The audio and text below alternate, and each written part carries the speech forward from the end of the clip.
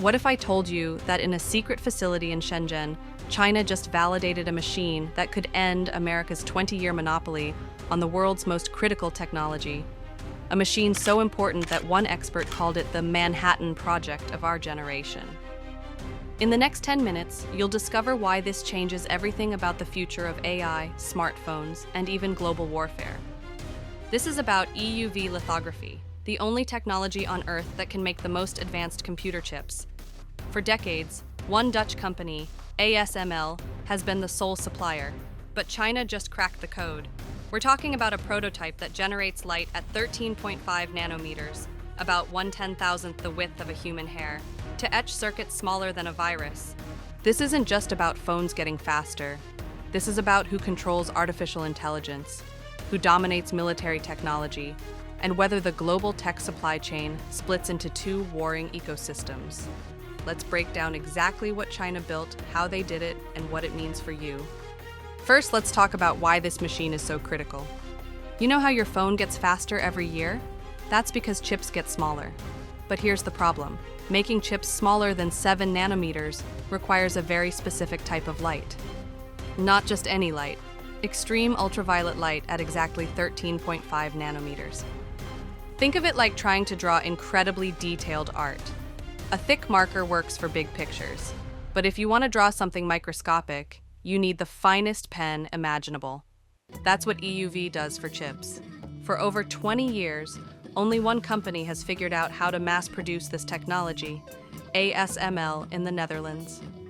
Each machine costs $380 million, weighs as much as a jumbo jet, and takes years to build. The US and its allies have used this as a choke point. If you can't buy ASML's machine, you can't make advanced chips. And in 2019, they made sure China couldn't buy one. That's when Beijing decided to build their own. So how did they pull it off? That's where things get fascinating, and a little scary. Imagine mobilizing an entire nation's scientific resources toward a single goal. That's exactly what China did. In 2019, President Xi Jinping launched what analysts now call the Semiconductor Manhattan Project. They established the Big Fund, a state investment vehicle that just raised its third round with $47.5 billion. That's more than NASA's annual budget, all focused on chips. The project was run with military-level secrecy. Employees at the Shenzhen facility were given fake IDs. Engineers slept on site. Communication devices were restricted. Some workers didn't even know the names of colleagues in other departments. And at the center of it all? Huawei Technologies. Yes, the phone company. Despite being blacklisted by the US, Huawei deployed over 3,000 researchers across China to coordinate universities, factories, and materials suppliers. Here's the crazy part. China offered signing bonuses of up to $700,000 to former ASML engineers, many of them Chinese-born, to come back home and share what they knew. These experts brought blueprints, methods, and insider knowledge that took ASML decades to develop. But they still needed parts, and that's where things get really creative. Here's what you need to understand. China didn't just invent this from scratch. They built what engineers call a Frankenstein machine, a hybrid prototype pieced together from salvaged parts, reverse-engineered components, and a few genuine innovations. How did they get restricted parts? The global secondary market. Imagine buying a used car, but instead, it's a $50 million lithography machine being sold through shell companies in third countries. Chinese procurement agents bought decommissioned ASML equipment, took it apart, and studied every mechanism. They sourced optical elements from Nikon and Canon through auctions. They harvested sensors and actuators from older systems. Then they upgraded them, pushed them beyond their original specs to make them work in the prototype. The result? A machine that's absolutely massive. It takes up nearly an entire factory floor compared to ASML's bus-sized units. It's crude, it's oversized, but here's what matters. It works. In early 2025, they successfully generated a stable 13.5 nanometer beam. That's the breakthrough. But wait until you hear about the technical trick they used to get there. It's something ASML abandoned years ago. Okay, stay with me here. This gets technical, but it's worth it. To generate EUV light, you need to vaporize tin droplets and turn them into plasma. ASML does this by firing ultra-powerful lasers at moving droplets 50,000 times per second. It's insanely complex but incredibly efficient. China took a different approach called laser-induced discharge plasma, or LDP. Instead of just lasers, they use lasers plus high-voltage electrodes to create the plasma. Think of it like the difference between a gas stove and an electric stove. Different methods, same goal, heat. ASML actually tried this method decades ago and abandoned it because it wasn't efficient enough. But China refined it, improved it, and made it work. Their conversion efficiency is now 3.42%, still lower than ASML's 5 to 6%, but approaching the threshold where it becomes practical. The catch? Power output.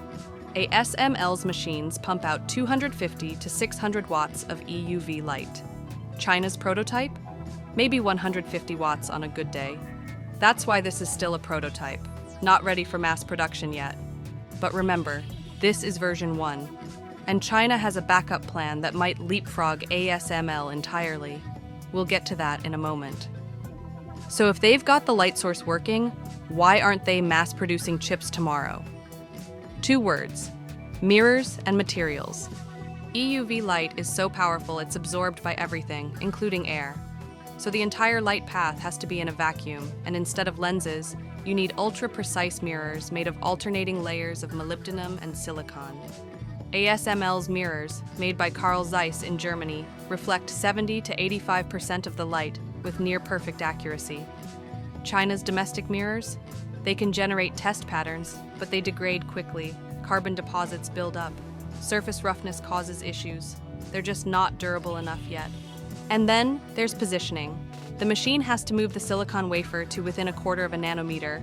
That's smaller than a single atom is wide, and check its location 20,000 times per second. China's Changchun Institute is working on this. They've made progress. But here's the reality. This level of precision took ASML 30 years and tens of billions of dollars to perfect. China is trying to compress that into 5 to 10 years. Remember that $47.5 billion fund I mentioned? A huge chunk is going toward exactly these problems: mirrors, materials, and photoresists. Now here's where it gets wild. While the world focuses on the Shenzhen prototype, China is building something even more ambitious in Beijing and Xiong'an. It's called SSMB, steady-state microbunching.